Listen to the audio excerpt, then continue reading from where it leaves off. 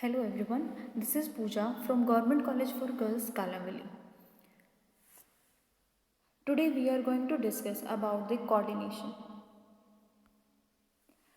आज हम डिस्कस करेंगे कोऑर्डिनेशन का मीनिंग, फीचर्स और कोऑर्डिनेशन की ज़रूरत क्यों पड़ती है और हर एक लेवल ऑफ मैनेजमेंट पे उसकी ज़रूरत पड़ती है।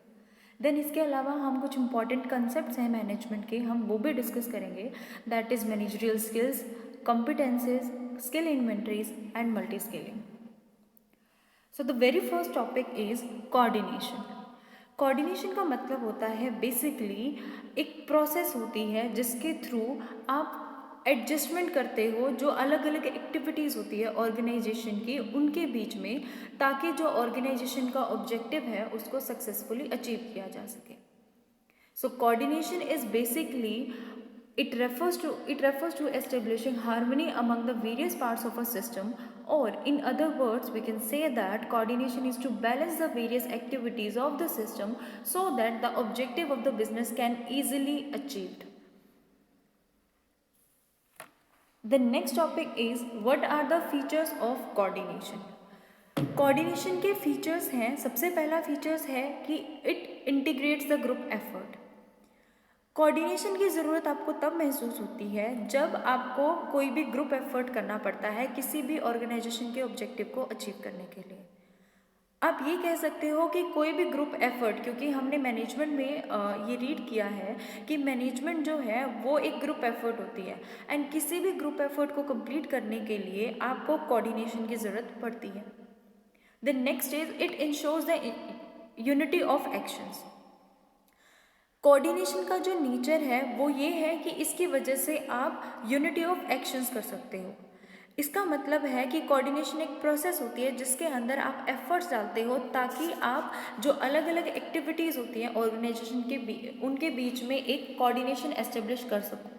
ठीक है, उनके बीच में एक यूनिटी ऑफ एक्शंस क्रिएट कर सको. जैसे कि for example purchase and sales departments होते हैं, उन्हें एक दूसरे के साथ कोऑर्डिनेट करना पड़ता है, एफर्ट्स डालने पड़ते हैं सो दैट कि ऑर्गेनाइजेशन के अंदर जो परचेज ऑर्डर्स हैं वो अच्छे तरीके से एस्टेब्लिश किए जा सकें. देन उसके बाद next is coordination is a continuous process. Basically coordination ऐसी जॉब नहीं होती है जो कि एक बार कर दी देन उसके बाद वो ख़त्म हो जाए. आपको हर एक स्टेप पे इसकी ज़रूरत पड़ती है, इसकी ज़रूरत महसूस होती है. बहुत सारी ऑर्गेनाइजेशन में एक्टिविटीज़ होती हैं, उनको कंप्लीट करने के लिए कोऑर्डिनेशन की ज़रूरत पड़ती है. तो आपको हर एक स्टेप पे कोऑर्डिनेशन की ज़रूरत पड़ती है, इसलिए ये एक कंटिन्यूअस प्रोसेस है. Then coordination is all pervasive function. All pervasive function का मतलब होता है, परवेसिवनेस का मतलब होता है the truth which is applicable to all the spheres. यानी कि ये कोऑर्डिनेशन एक ऐसी चीज़ है, चाहे वो आपका बिजनेस हो या फिर नॉन बिजनेस हो,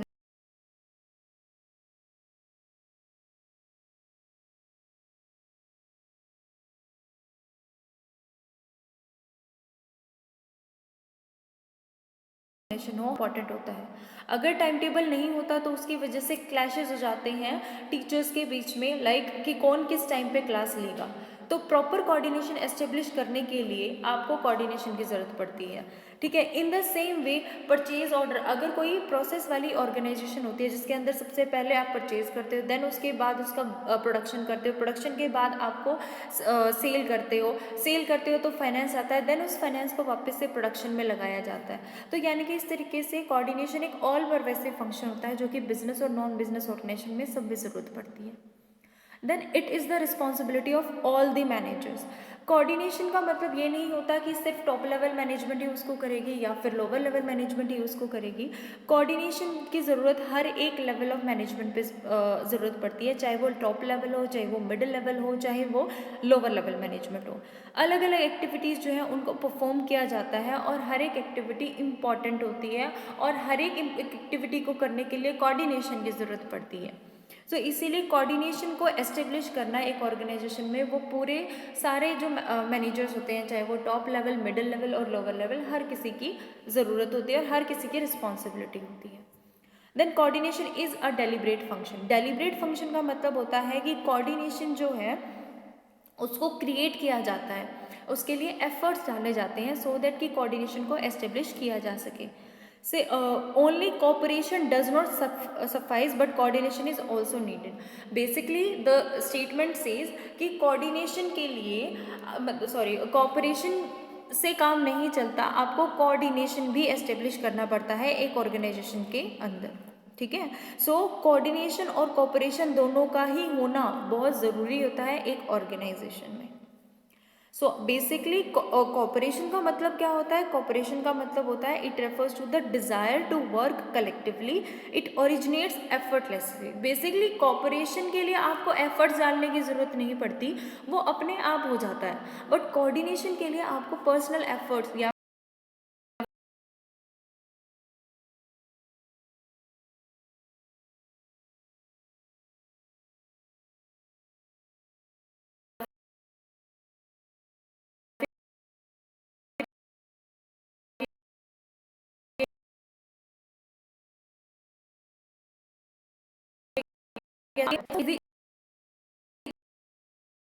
इस first one is all levels and then second one is essence.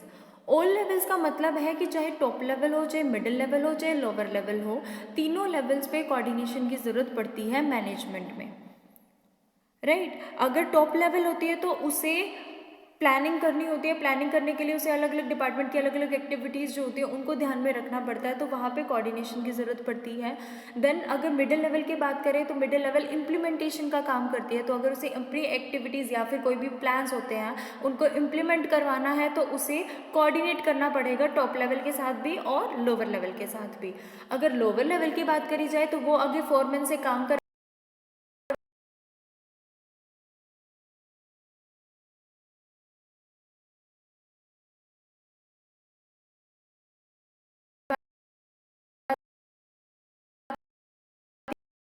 तो है कि कोऑर्डिनेशन की ज़रूरत आपको प्लानिंग जो मैनेजमेंट है उसके पांचों फंक्शंस पे इसकी ज़रूरत पड़ती है, चाहे वो प्लानिंग हो, ऑर्गेनाइजिंग हो, स्टाफिंग हो, डायरेक्टिंग हो या कंट्रोलिंग हो।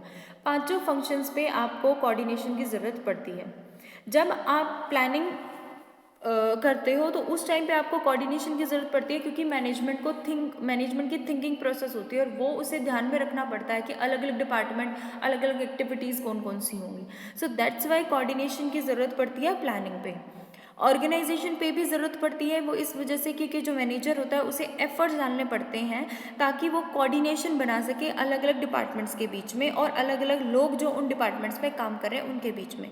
सो इसीलिए ऑर्गेनाइजिंग जब स्ट्रक्चर बनाया जाता है तो उस टाइम पे उसे ज़रूरत होती है कोऑर्डिनेशन की। देन आता है कोऑर्डिनेशन एंड स्टाफिंग। स्टाफिंग में भी ज़रूरत पड़ती है, क्योंकि जो अलग अलग लेवल पे काम कर रहे एम्प्लॉयज़ होते हैं उन्हें एक दूसरे के साथ काम करना होता है, एक दूसरे के साथ कॉपरेट भी करना पड़ता है। देन अदर देन दैट एक के काम दूसरे के काम पर डिपेंड करते हैं, तो इस रीज़न की वजह से अलग अलग एक्टिविटीज़ एक दूसरे पर डिपेंड करती है, तो वहाँ पे कोऑर्डिनेशन की ज़रूरत ज़्यादा पड़ती है कि जब एक एक्टिविटी खत्म हो जाती है देन आफ्टर दैट दूसरी एक्टिविटी स्टार्ट हो सके। Then coordination and directing. जब आप डायरेक्टिंग करते हो तो मैनेजर आपकी पहली प्रायोरिटी ये बनती है कि अपने ऑर्गेनाइजेशन में अपने एम्प्लॉयज़ के साथ कोऑर्डिनेट कर सके। जब वो कोई ऑर्डर्स देता है अपने सबऑर्डिनेट को, कोई इंस्ट्रक्शंस देता है, तो उसे इस बात का ध्यान रखना है कि जो दूसरे लोग हैं उसके ऊपर उसका क्या इफेक्ट पड़ेगा, उसके इंस्ट्रक्शंस का क्या इफेक्ट पड़ेगा, उसके ऑर्डर्स का क्या इफेक्ट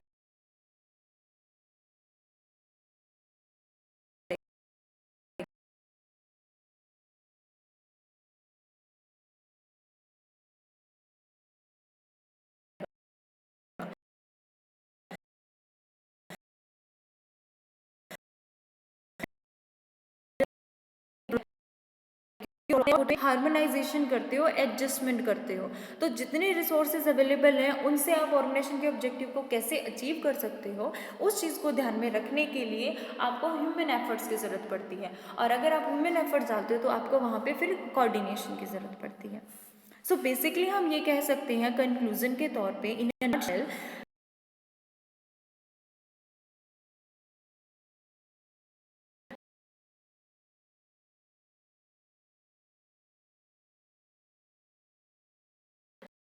कि इट इज सेंस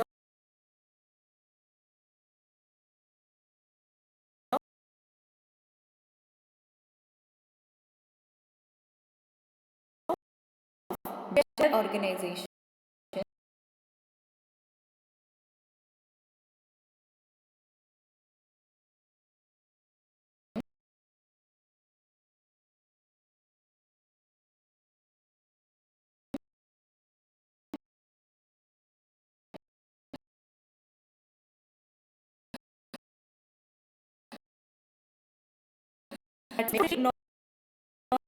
नॉलेज को लिए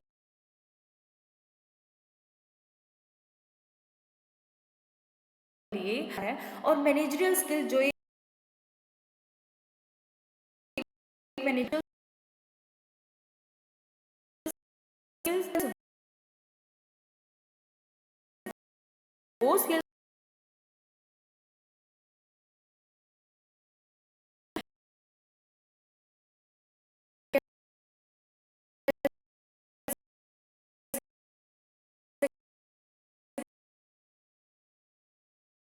चाहिए कि वो एक अपने ऑर्गेनाइजेशन को कि ये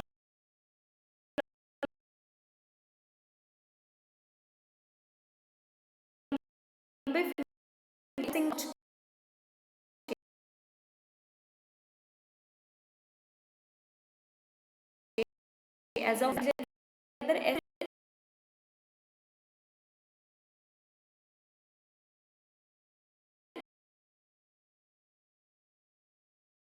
ऐसी अगर वो सिचुएशन है उसका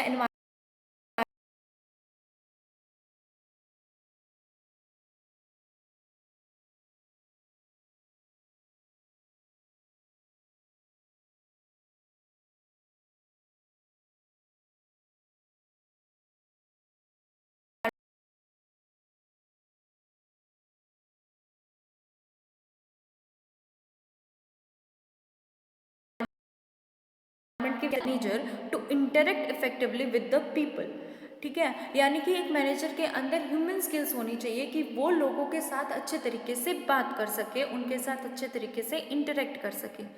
अगर ये जो स्किल होती है इसकी वजह से मैनेजर की एबिलिटी डेवलप होती है किस चीज़ के लिए, कि वो लोगों के सेंटिमेंट्स, लोगों की फीलिंग्स को समझ पाए, और दूसरा अगर कल को वो कोई डिसीजन लेता है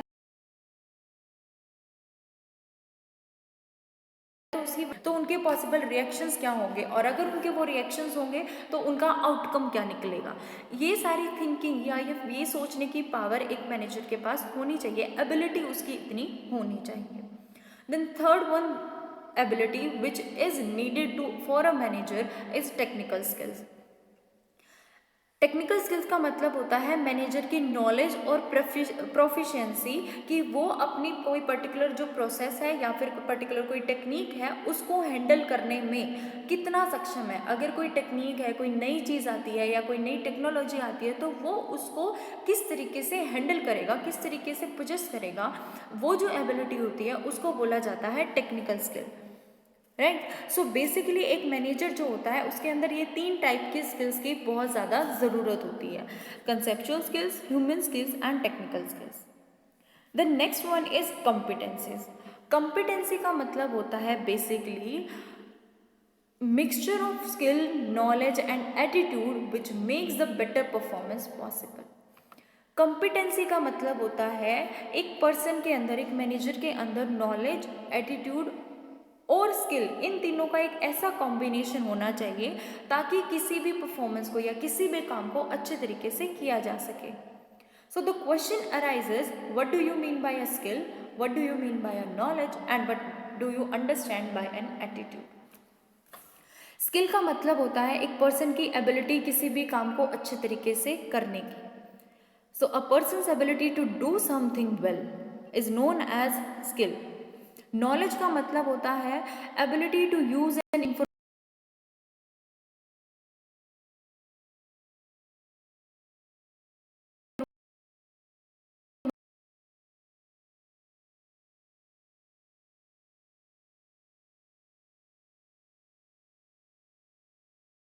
आता है।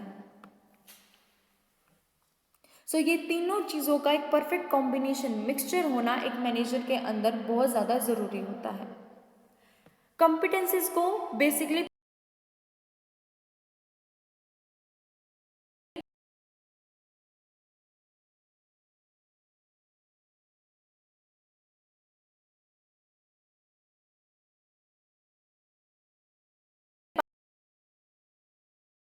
cerebral, they are necessary for the success in the business. They may be termed as organizational competencies which must be there in every individual. Basically core competencies का मतलब होता है ये वो इंटरनल कॉम्पिटेंसीज होती हैं जो एक बिजनेस को अच्छे तरीके से रन करने के लिए बहुत ज़्यादा ज़रूरी होती है। कोर कॉम्पिटेंसीज को ऑर्गेनाइजेशनल कॉम्पिटेंसीज भी बोला जाता है, जो कि हर एक इंडिविजुअल के अंदर होनी चाहिए। जैसे example team work, flexibility, communication skills, यानी वो स्किल्स जो हर एक मैनेजर के अंदर बेसिक नेसेसरी होती है, होनी ही चाहिए किसी भी परफॉर्मेंस को, सिचुएशन को बेटर तरीके से हैंडल करने के लिए। देन प्रोफेशनल कॉम्पिटेंसीज, हर एक जो जॉब होती है उसके अंदर कुछ पर्टिकुलर टाइप की रिक्वायरमेंट होती है। जैसे कि एक ट्रेनर जो है उसके अंदर trainer needs competencies different from those of accountants. Trainer है उसकी कॉम्पिटेंसीज अलग होनी चाहिए, वो अपनी बात को अच्छे तरीके से समझा सके, ये उसकी कॉम्पिटेंसी होनी चाहिए। बट एक अकाउंटेंट है वो अकाउंट्स के अंदर, कैलकुलेशन के अंदर अच्छा होना चाहिए, ये उसकी कॉम्पिटेंसी है। प्रोफेशनल कॉम्पिटेंसी का मतलब होता है एक पर्टिकुलर टाइप की जॉब को कंप्लीट करने के लिए जो आपको स्किल्स चाहिए, जो आपको नॉलेज चाहिए, जो आपको एटीट्यूड चाहिए, वो जो कॉम्पिटेंसीज होती हैं उन्हें प्रोफेशनल कॉम्पिटेंसीज बोला जाता है। देन नेक्स्ट आती है बिहेवियरल कॉम्पिटेंसीज। बिहेवियरल कॉम्पिटेंसीज वो कॉम्पिटेंसीज होती हैं जो एक इंडिविजुअल बिहेवियर से रिलेटेड होती है। जो सबसे इम्पॉर्टेंट अगर कॉम्पिटेंसी, बिहेवियर कॉम्पिटेंसी हर एक एम्प्लॉय के अंदर या फिर हर एक मैनेजर के अंदर होनी चाहिए, वो होती है टीम वर्क, जिसका मेन एम होता है कि जो ऑर्गेनाइजेशन के अंदर एम्प्लॉयज़ होते हैं उनके साथ कोऑपरेट करके अच्छे तरीके से काम कर सके। तो बिहेवियरल कॉम्पिटेंसी बेसिकली एक पर्सन के बिहेवियर के ऊपर डिपेंड करती है। थ्रेशोल्ड कॉम्पिटेंसीज वो कॉम्पिटेंसीज होती हैं जो एक इंडिविजुअल के अंदर द बेसिक इन्फॉर्मेशन नीडेड, मतलब बेसिकली ये वो कॉम्पिटेंसीज होती हैं जो एक पर्टिकुलर जॉब के अंदर जो बेसिक इन्फॉर्मेशन चाहिए होती है उसके लिए एक इंडिविजुअल के अंदर ज़रूरी होती है। जैसे फॉर एग्जांपल एक कंप्यूटर ऑपरेटर है तो उसके अंदर ये कॉम्पिटेंसीज होनी चाहिए कि उसे कंप्यूटर चलाना आना चाहिए, उसे कंप्यूटर की नॉलेज होनी चाहिए ताकि वो अपने उस काम को पूरा कर सके, उसे थ्रेशहोल्ड कॉम्पिटेंसी बोला जाता है। देन डिफरेंशिएटिंग कॉम्पिटेंसीज वो होती हैं which are not found in a common man. The competencies enable an individual to show better performance than others. For example, these competencies enable a computer operator to demonstrate much more knowledge of formatting than others. Basically, computer operator है, अगर आप अपना काम कर रहे हो, computer तो सबको चलाना आता है, बट कंप्यूटर को उसके अंदर एक्सेल खोल के एक्सेल के सारे फॉर्मूलाज अच्छे तरीके से आना, अपने आप को दूसरों से अलग बताना, कंप्यूटर चलाना आपको भी आता है, किसी थर्ड पर्सन को भी आता है, बट वो थर्ड पर्सन जो है वो उसको बेटर तरीके से कर सकता है, या आप अपने आप को उससे अलग डिफ्रेंशिएट कैसे करोगे। तो अपने आप को बेटर बनाने के लिए जो कॉम्पिटेंसीज होती हैं उन्हें थ्रेशहोल्ड कॉम्पिटेंसीज बोला जाता है। Then next is skill inventories. Skill inventories का मतलब होता है basically the device that pinpoints the information about the individuals and their suitability for different jobs. Basically skill inventory का मतलब होता है कि आपके अंदर की जो इंफॉर्मेशन होती है या इंडिविजुअल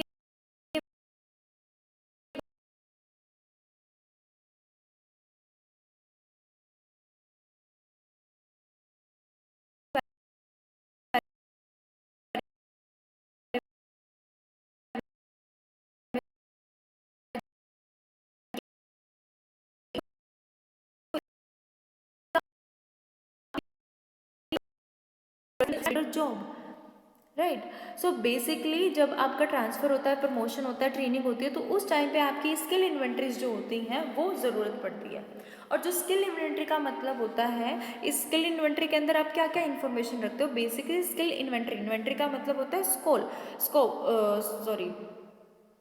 इन्वेंट्री का मतलब होता है स्टॉक। तो आपकी ऑर्गेनाइजेशन में किस टाइप के एम्प्लॉयज़ हैं, कैसे कैसे वो काम करते हैं, उनके पास क्या क्या स्किल्स हैं। जब आप उन सब का स्टॉक रखते हो, उन सब का रिकॉर्ड मेंटेन करते हो, that is known as skill inventory.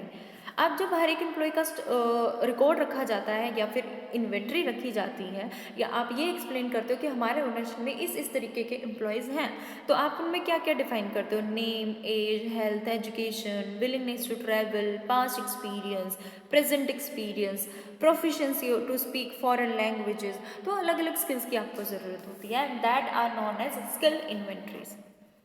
The next last one is multi skilling. Multi skilling का मतलब होता है training the employees in more than one skill so that labour cost में be reduced and efficiency, quality and coordination में भी improved. Multi skilling का मतलब होता है एक एम्प्लॉयज़ को एक से ज़्यादा स्किल्स के अंदर ट्रेन करना सो दैट कि लेबर कॉस्ट कम की जा सके और उसके साथ साथ जो एफिशिएंसी, क्वालिटी और कोऑर्डिनेशन है उसको एस्टेब्लिश किया जा सके। ठीक है, सो मल्टी स्किलिंग की ज़रूरत क्यों पड़ती है? ताकि एक ऑर्गेनाइजेशन में जब आपके एम्प्लॉयज़ कम होते हैं तो उनको मोबिलिटी करी जा सके, एक जगह से उन्हें दूसरी जगह भेजा जा सके। एक एम्प्लॉय कम है तो या एब्सेंट है तो उसकी जगह पे दूसरा एम्प्लॉय काम कर सके। Second one is reduction in the labour cost. But obvious चीज़ है, अगर एक एम्प्लॉय एक के बजाय 4 काम कर सकता है तो आपको एक ही लेबर रखना पड़ेगा तो कॉस्ट कम हो जाएगी। Next is efficiency in production planning. जब आप प्रोडक्शन करते हो, मान लो कोई एक पर्टिकुलर प्रोडक्ट का कोई सप्लायर आपको चाहिए, बट अगर आपको वो नहीं मिल रहा है तो आप उसको बजाय दूसरे से उससे काम करवा सकते हो। या एक पर्टिकुलर एम्प्लॉय को वो काम नहीं आता, दूसरे को वो काम भी आता है और काम भी आता है, तो आप उसी से वो काम करवा सकते हो ताकि आपका कोई प्रोडक्शन रुक ना जाए। Then employees satisfaction. जो मल्टी स्किल्ड एम्प्लॉयज़ होते हैं वो कभी भी बेरोज़गार नहीं रहते, कभी भी अनएम्प्लॉयड नहीं रहते। हमेशा उनके पास कुछ ना कुछ ऐसी स्किल्स होती है जिनकी वजह से वो आगे फर्दर काम कर सकते हैं, तो उन्हें कभी भी डिससेटिस्फाइड फील नहीं होगा, वो हमेशा सेटिस्फाइड होंगे। तो एम्प्लॉयज़ की सेटिस्फेक्शन होती है अगर उनके पास मल्टी स्किलिंग होती है तो। Thank you.